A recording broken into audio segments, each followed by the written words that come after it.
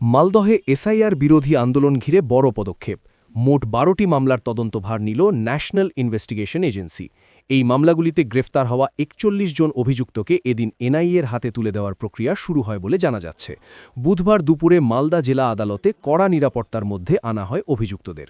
তাদের মধ্যে অন্যতম অভিযুক্ত মুফাক্কেরুল ইসলাম ছাড়াও রয়েছেন মোথাবাড়ি বিধানসভার আইএসএফ মনোনীত প্রার্থী শাহজাহান আলী কাদরি। সূত্রের খবর, এনআইএ যে ১২টি মামলার তদন্তভার নিয়েছে তার মধ্যে ৮টি মামলা মোথাবাড়ি থানায় দায়ের হয়েছে, বাকি ৪টি মামলা কালিয়াচক থানায় রুজু হয়েছে বলে জানা যাচ্ছে। তবে আদালতে তোলার সময় সংবাদ মাধ্যমের প্রশ্নের মুখে কোনো মন্তব্য করতে চাননি অভিযুক্ত মুফাক্কেরুল ইসলাম। এই ঘটনাকে ঘিরে মালদহ জেলায় রাজনৈতিক ও প্রশাসনিক মহলে নতুন করে চাঞ্চল্য ছড়িয়েছে। তদন্তের অগ্রগতির দিকেই এখন নজর সকলের। Bureau report, news Bengal today.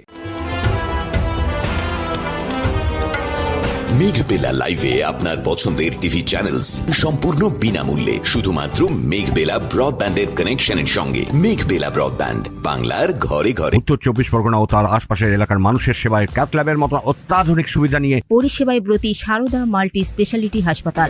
একই ছাদের তলায় মানুষ সাধারণ চিকিৎসা থেকে শুরু করে ২৪ ঘন্টা ক্যাথল্যাব, এমআরআই, সিটি স্ক্যান, এনআইসিইউর মতো সুবিধা এবার থেকে পেয়ে যাবেন সারদা মাল্টি স্পেশালিটি হাসপাতালে। প্রয়োজনে যোগাযোগ করুন 033-2592-0730, 2593-0730, 2593-3562 ও 9331275635 নম্বরে। আমাদের ঠিকানা Royal Park, Kalyani expressway, Barrackpore, Kolkata ৭,১২১।